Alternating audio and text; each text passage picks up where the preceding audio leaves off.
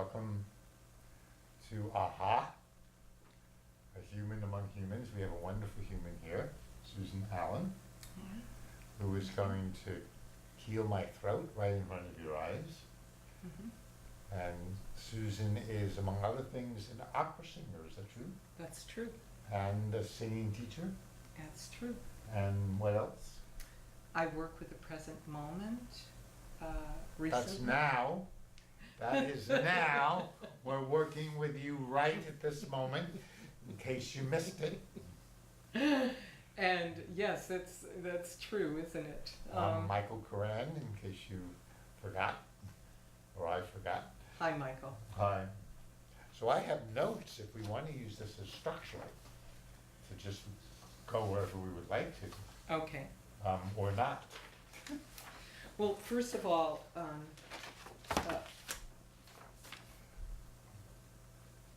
I wanted to give a little bit of pre-rec. I actually went to Laundry School of Music, and a long time ago, and studied with a wonderful woman named Olga Averino. And I also worked with Blair McCloskey, and he has a book called Your Voice at Its Best. And it's a very small book, but it's a very important book for anybody who's a speaker or anybody who wants to sing. And use McCloskey. And David Blair McCloskey. his last name is McCloskey. How do you spell it? M small c, Yeah. capital C, Loskey. McCloskey. David Blair McCloskey. Your voice at its best. Your Sounds wonderful. voice at its best. Sounds wonderful. And having worked with him, there were areas of relaxation that he put into a form, and he also put phonation into a form after you went to those areas of relaxation. And tell our, although it's a very wise listening audience, what phonation is. Phonation is putting breath to your tone, so that as you hear me speak, I'm what they call phonating. And so we would learn how to really speak as Shakespearean speakers or public speakers, and we would really know how to support our tone. So phonation is a type of speaking on the breath, and everybody does it to one extent or another, but there are always people that have problems with that, problems with self-expression, and that can range from anything from losing your girlfriend, or having deep traumatic issues, or it can be a physical thing, or it can be both, because actually the trauma becomes physical. And that's the one thing about the voice. This is our instrument, and so we sometimes don't know how to take care of it.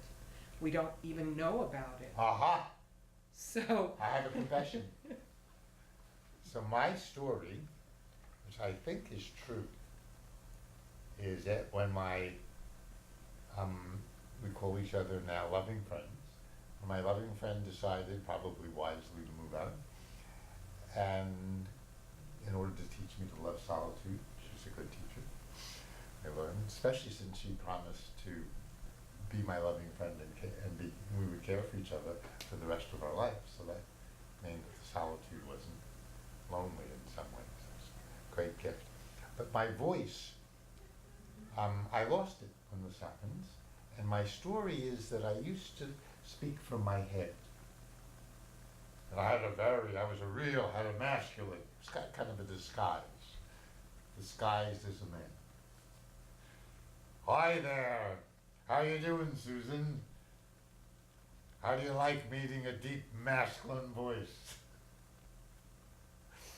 And so this went. And now that I've learned to open my heart, with my loving friend especially, it's safer, now that we live in different cities.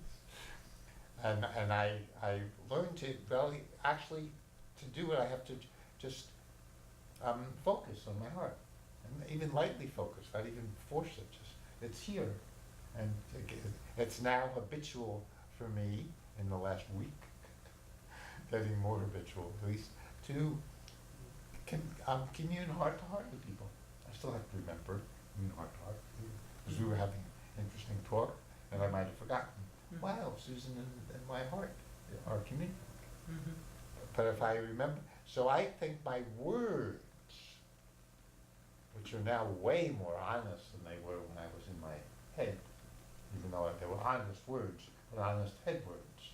Mm-hmm. So my story is that my hoarse voice is helping me learn to speak words from my heart. So these are much better words, even though my old way of talking was so impressive, and I could yell at people big. I just went to Quaker House to go to artists and writers, and there was an open window and a locked door, and I couldn't yell loud enough for them to open the door, and fell and hurt my knee when I was trying. So that's my story. That's your story. So that is something that I would like to perhaps comment on to you, Michael, and that would be that you're feeling a sense of connectedness with your body. When you speak to me about your heart, Yes. and speaking from your heart, which is no easy task, let me tell you, in this What does world. that mean? Although I say it, I mean, the words come from my diaphragm into my larynx. Mhm. So what does it mean to speak from my heart? I feel it, but I don't understand, since you're such an expert on speech. It has to do with connecting your breath, but it also has to do with intention. And the intention is everything in singing. I know many, many opera singers that get on stage and they're exhausted and they're tired and they would like their intention to be full on, but it's not always that. And so being professional, they have a way of focus and they have a way of zoning in to that which they need to do. Whether their heart is in it is another story. So they do it over and over, night after night after night. Our idea of what the breath is to the voice is very important. And the breathing is very important to get connected with the phonation. So most people, we'll get to that in a minute.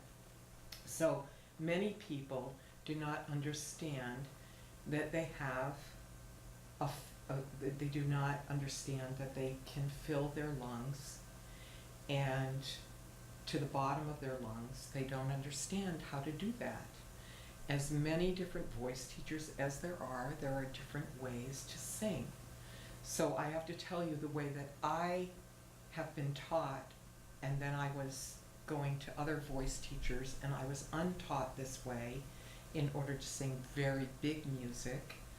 And then as I got into trouble, so you have to know that about me, I got into vocal trouble, and so I untrained myself again. So I know that this can work. So what was the vocal trouble? The vocal trouble was that I was breathing deeply, but I was in my exhalation, as I was taking in the breath, which is huge, and it's in the pelvic floor for big singing. I was not exchanging, I was not doing the exhalation. As you breathe in, then there's an exchange that happens, and you use different muscles to allow your air to come up slowly. And that's for long phrases like Wagner, like Handel, all of those phrases. And you have to control that. And so if any tension creeps in, then you're going to have trouble controlling that exhalation. What happens is that I find that when I have people come to me, they are not under, in other words, here is your vocal cords. Yes. Okay. And so they're speaking above their vocal cords. They're either that or they're down here. So there's a level part of your of where your larynx belongs, and you need to find that. A lot of people went to Seth Riggs for that. It's called speech singing, and it's the body has a way of getting very reticent, very lazy in this whole picture. And so what I like to do is train people to relax, to go into what I call the 6 areas of relaxation, and then allow people to feel this exhalation and allow the relaxation on its own to let the air drop up through the cords. So when I speak like this, you can tell. Go ahead, try to speak in your head. I know you don't like to do that, but try to speak in your head. I'm an expert at speaking in my head. What would you like to know about life? So you feel a little bit cut off from your body. Now I wouldn't have known in the past. Okay, so I would say that you interpret that any way you want to, but I would say that your registration, in other words, there are certain areas and developing sound. And in a moment we're going to get to that, Michael. So we have the chest voice, which is a series of sounds. I tend to speak from the chest voice, as you can tell. I mean, it's very deep and resonant. And then we have the middle voice, which is a mixture of chest and head. It can be either. And then we have the head voice. And that's very light. There's absolutely no way. If I wanted to talk loud, if I wanted to give you a lot of breath, I couldn't do it. I couldn't give you a lot of sound. And this is the great error that people, or misunderstanding that people have. They think that the head voice carries the voice in singing. It's not the head voice. It's the chest voice, and it brought up into the head Now, voice. was the chest voice, could it be connected to the heart? Well, the chest voice is nearer the heart. Yes. You know, the chest voice is nearer the So heart. what I maybe, But what you need to connect is, you need to connect your body and come from under. You need to feel that the breath is falling up, up through. And you need to feel like the phonation, when you have, let me see here, when you have vocal folds, as the air passes through the vocal fold wants to close in some form. As you breathe in, your windpipe opens, and then your exhalation opens again. But there's a slight moment where the vocal cords come together. So it's breathing in, closing, and letting go. You know, when you pick up a weight, You can feel you can feel your vocal folds close. They're in your windpipe. That is actually what happens. The vocal folds shut the windpipe. And for a singer, that's not a great thing to lift weights, because it creates a heaviness here in the muscle, and it creates a glottal. And so singing, when you open up and you let go of the breath, for instance, okay, so I'm gonna work with you here. Lucky me. Okay, so A free lesson from the master. okay, so Michael, I am going to have to put my hands on you at certain times. Would that Lucky. be okay? That sounds very, very nice. Does. We're in a public place. Okay. Okay, so we don't have a side straddle chair, so I'm going to ask you We have to. that chair. Oh, we do, don't we? Yeah. Oh, great. Okay, excuse me. Susan will be back. Don't worry. Okay, so I'm going to put you in a side straddle chair. Okay. And I'm going to have you sit your zits bones Like this, wait, like this? the other way, like we did. Hi, guys. We still know I you want you there. to turn around. Oh, like this? Yes? No, I want you to straddle it like a horse. Oh, like this? Like we did. We did this once in church. Yeah, yeah. Okay, but you have to look to see if the television audience can see us. Can they? Okay. So, and I may turn the chair at some Is this point. working for TV? You can't see me, Oh, so I have to sit down here. okay. Okay. So, let's see. How do I do this? Okay. Yes. So, what is See, this? we're concerned with you. What is this coming? Oh, okay, it's your shirt. Yes. I thought it was a humpback or something. Well, Okay. you never know. No. Getting older. Okay, so you have a very, your posture is very, very straight. Thanks to my dance teacher, yes. Yes, okay.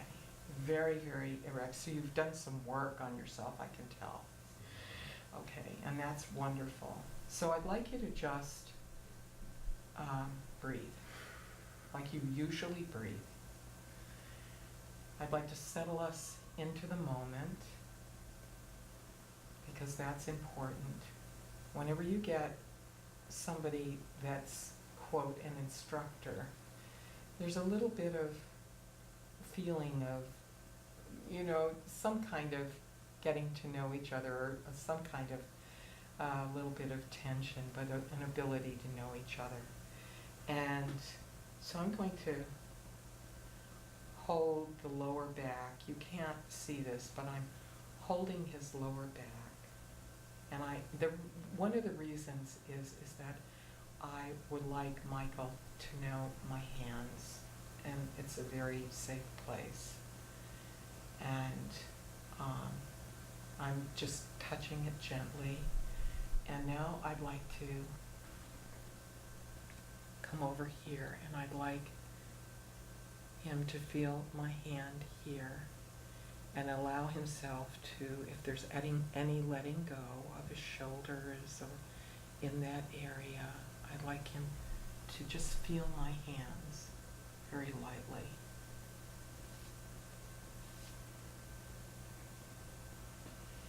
And just breathe regularly like you breathe. We're not working at anything. This is an ability to become synergistic with your own body, to allow yourself to feel like you're working all together. And his hands are very nicely put. They're on his knees. And Michael, you can put your hands on the chair if you want. And I may ask you to do that to open up your rib cage, but I'm not going to do it right No. now. Keep your hands there. Sounds like one of these golf shows. People And- were quiet Mhm. and they, Do you feel like you're, they can't see it, but do you feel like your zits bones, do you know what your zits bones are? my sit down, yeah? Yeah, your sit bones or your zits bones, they're, I'd like you to actually kind of put Weight on them? your buttocks out a little bit off the chair, just a tad bit. Okay, is that? Yeah, yes? something like that. Okay. But does that feel all right to you? Yes, I'm a little tense in my pelvic area, which is not. Now? Yes, not uncommon. Okay, so pull it up just a little bit. Cool. Pull it forward a little bit like you were. Pull your, just go back to where you were. I don't want you to feel Oh. any tension, okay? Is that back to where you were? I don't know. I don't think so. Go push in a little bit Yeah. and push this side in, something, okay. All right, so, okay.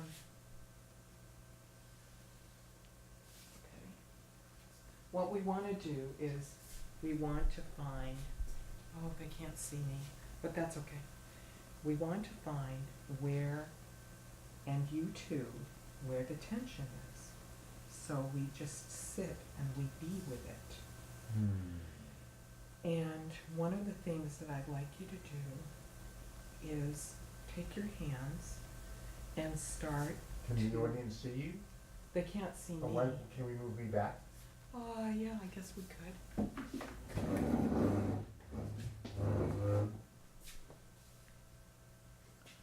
And now what will, are you gonna Okay. be in front of me still? Okay, so what I'll do is, I'll do this. Okay.